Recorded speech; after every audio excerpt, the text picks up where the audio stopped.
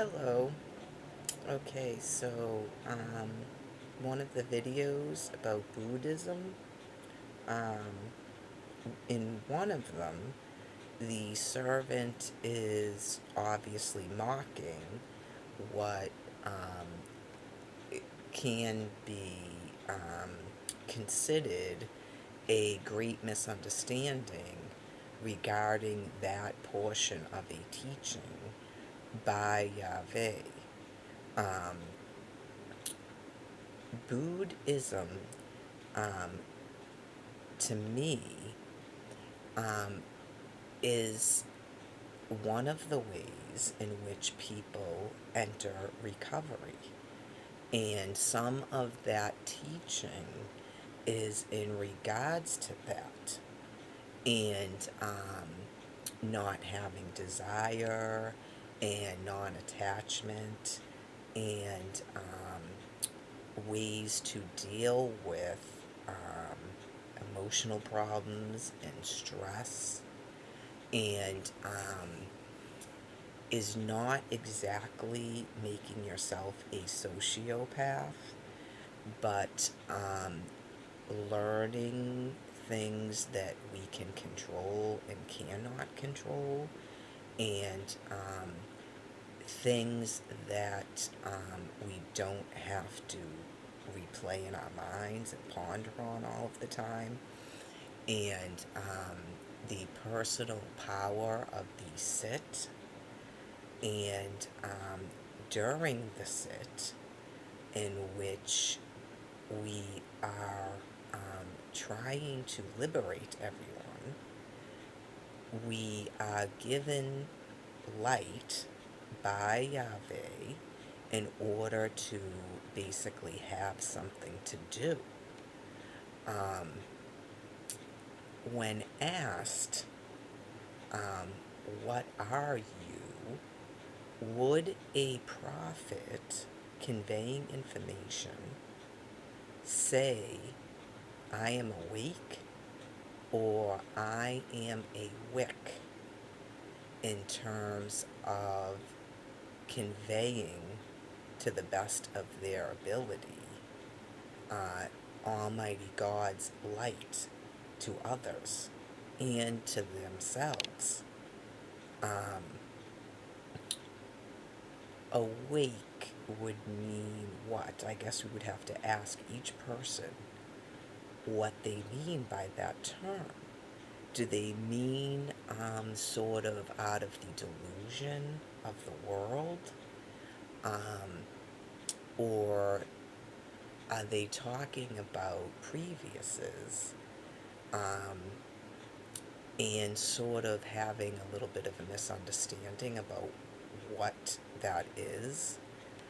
Um, in this time, this is a weight to everyone.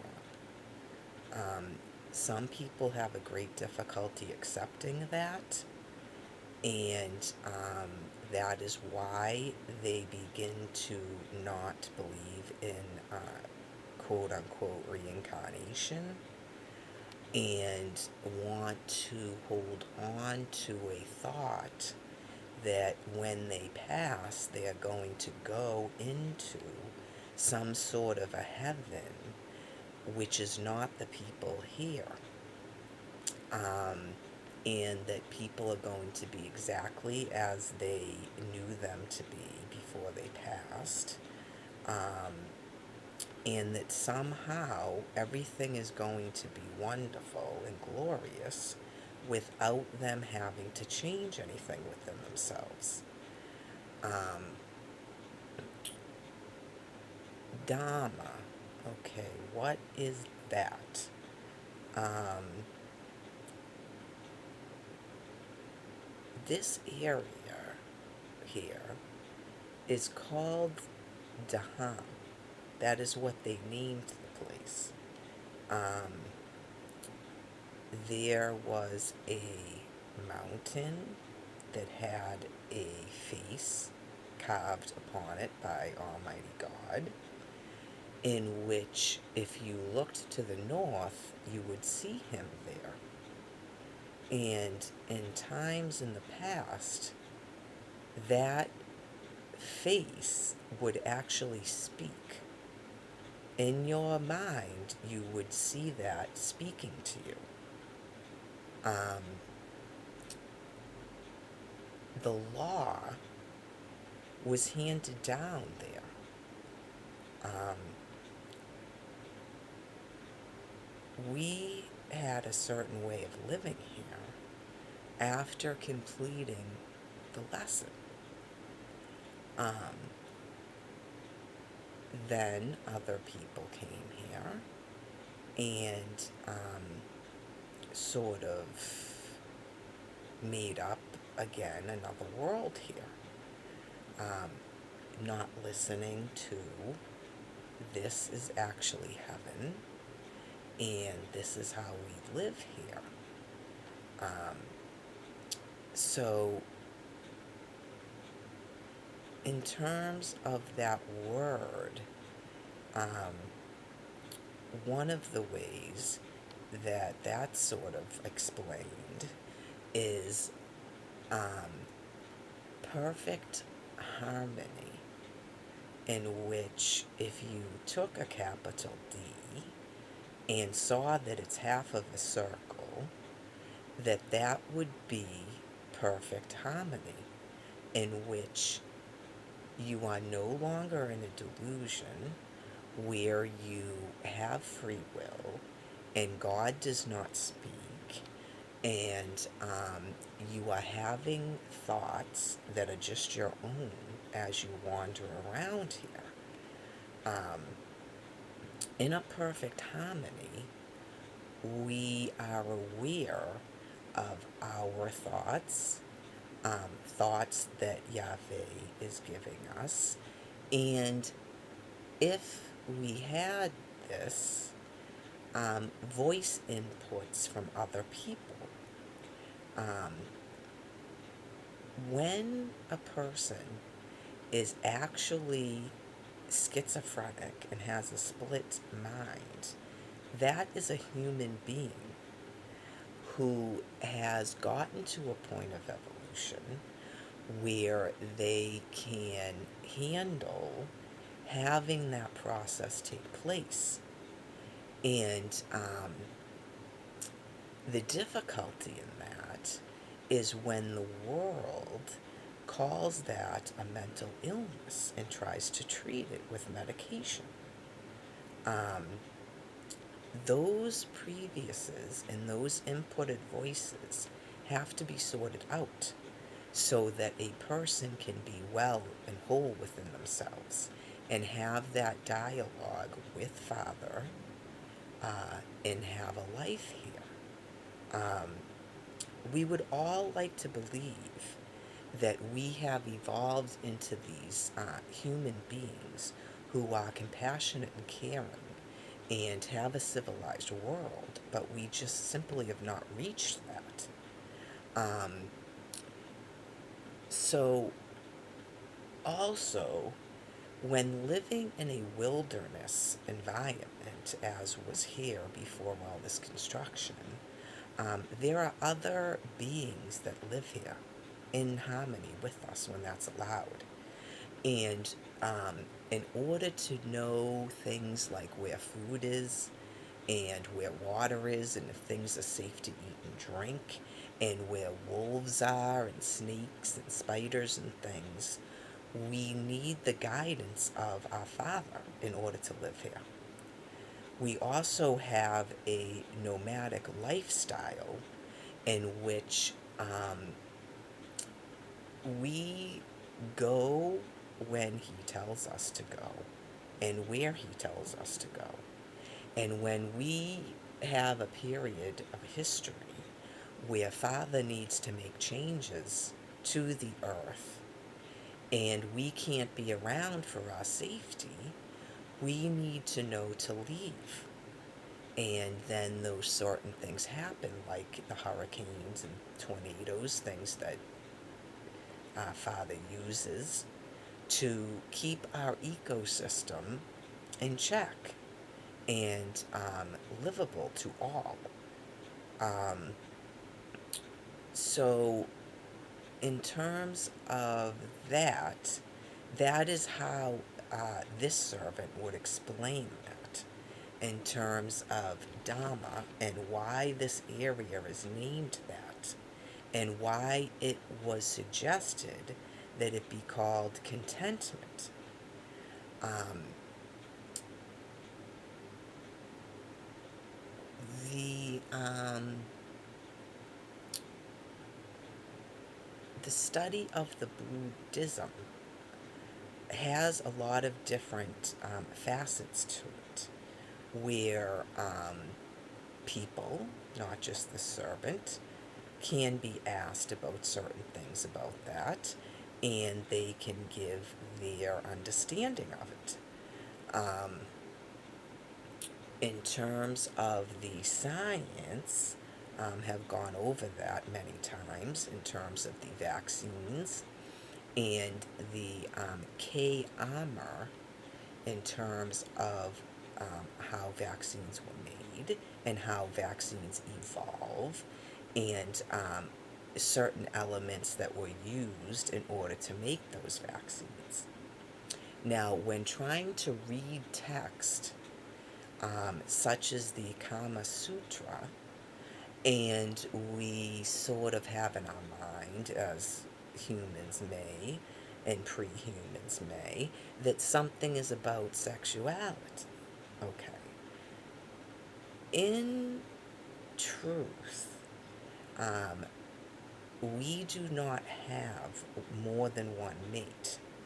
So if we keep that in our mind, that we have a certain moral standard, that bit of writing would not actually be about that, but it would be about something else. When Father instructs us and teaches us um, sexual enjoyment, we would not actually need to write down in a manual those things because each person is different and each couple explores those things within themselves with Father's guidance. Um, so things like that, would that word make sense now in terms of Kama Sutra, in terms of how these viruses suited themselves and how language evolves as Yahweh has it evolve. Um, Non-attachment, I would um, suggest that servant look into some chemistry and perhaps there is something there for that servant to learn. And that non-attachment to um, articles and things is a part of a way of life to live in a completely environmentally friendly way so that we do not harm ourselves.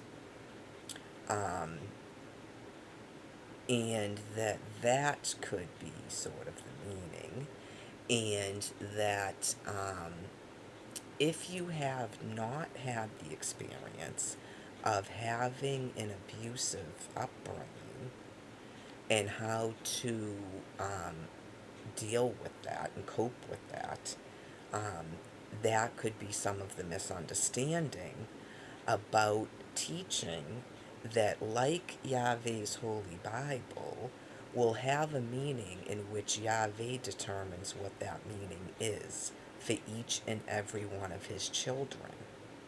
Um, I think that coming out of a delusion where God is not real because we don't understand the suffering that's going on, and we want to teach and convey to others that we need to care about each other and not have this idea in which Almighty God just does everything, and if God wanted something to happen, it would happen or it wouldn't happen. Um, that is a very nice idea, um, but when you have souls that are young and they want to not die, or they want to please Father, um, that type of teaching is difficult. There is a process that people go through where they sort of go through all these doctrines looking for some sort of truth that makes sense to them, when the only truth that should make sense at the end is the actual truth. Um, it takes time, and even little things like pointing out things that are wrong with a religion. There's nothing wrong with that. Um, in terms of people who consider themselves Buddhist, I would like to believe there's a vast difference between people in this Western, by some viewpoints, area, and people that live in the what's called Asia area, because of the lifestyle here and so many false teachers who could have been searching for truth within themselves, but have sort of a histrionic personality disorder, and so they make up things that are very sort of fableish and not really in a reality. Um, in order to gain actual knowledge and truth, you have to accept Almighty God into your heart and your mind. That's part of the issue with the atheism and the atheism-based Buddhism. Um, because of a healing process, and because the Holy Bible has so much information for people, and because when we sort of begin to believe that there is no almighty creator, we can become sort of grandiose, where these ideas and things are just coming from ourselves when they're not. No person just becomes sort of enlightened as some sort of evolution where the brain is programmed to do that. It's all coming from Almighty God, as anything good and true does. And in perilous times, or times where we are worried about death, worried about sickness, and worried about the future, we really do need to keep that faith and that knowing about Almighty God, because if we just lived on a planet where we reincarnated, and some people sort of had some sort of psychic powers of the prophets, and there was no sort of plan, and there was no almighty creator that has already played this entire program, we can do things based on fear of the unknown, or fear that this is going to end, or we can sort of go off the moral path and think that it doesn't matter what we do here. Not that there is sort of a punishment for what we do, other than the result of what we do. Some sort of concept of karma. Our actions, because of the ever-living gospel, and we don't know where we're ever going to go in a next assignment, always ripple forth from our one drop and our one cycle, so that we could feel the effects of that in another cycle. Not we are purposely put in a cycle as a punishment to us, but sort of stop believing that what you do doesn't matter here, whether negative or positive. Um, each one of us is created in an equal form from our Father. Um, because of the way that this species has evolved, there are some people that are older, but that does not make them superior or lesser to you. It's just that they are sort of in advanced algebra when you just haven't reached that yet. It's not that you can't learn it, it's just that you have not gotten to that point yet. And when some people dedicate a lot of time to study, then they sort of learn more. Not to burst too many people's bubble here, but a very long time ago, a lesson began, okay? And that lesson, we hope, really is coming to an end now. So a lot of things that we have done that were sort of something to do in the greater history of man don't really have a meaning. The lesson is chop wood, carry water. So we're all going to get to that lesson. And we have some people that are still stuck on money. And it's sort of all intertwined because with compassion comes the desire to get rid of that. And with knowledge of what industrialism does comes the end to that. It's sort of a thing where Father could tell us 43,000 times that what you put into this earth will come back to you threefold. And we had to go through this in order to learn that, so that we will stop thinking that we are above other species, and that we have this other thing we're supposed to be doing where we build a Lego land, and we try to go into outer space, and we try to build dams, and we try to be creators, and we try to, I don't know, build bombs and take over the world, and sort of accept what our destiny is here as human beings. And the fear that comes with that is that not knowing what is going to happen in the future and feeling as if that would be boring and dead when we don't know what is going to happen. It's just that this that's currently going on can't continue on.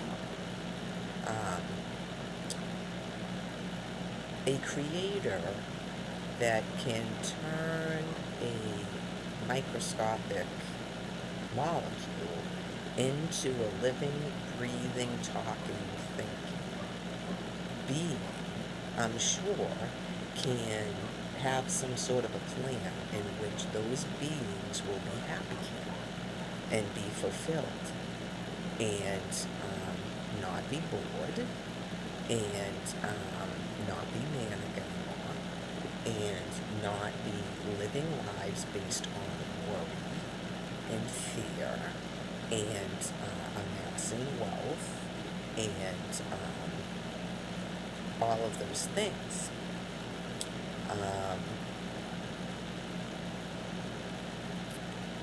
Go to mind. So you can ponder on what you think the meaning of that is. Could it mean to mind? Could it mean go to mind? Only you can answer those things for yourselves. But in terms of what the actual teaching would be, is that we are in a lesson and we sit and we don't get up from sitting until everyone is liberated. So when people don't want to do that, they create all these other doctrines and all these other meanings to things when the simple truth is really that simple.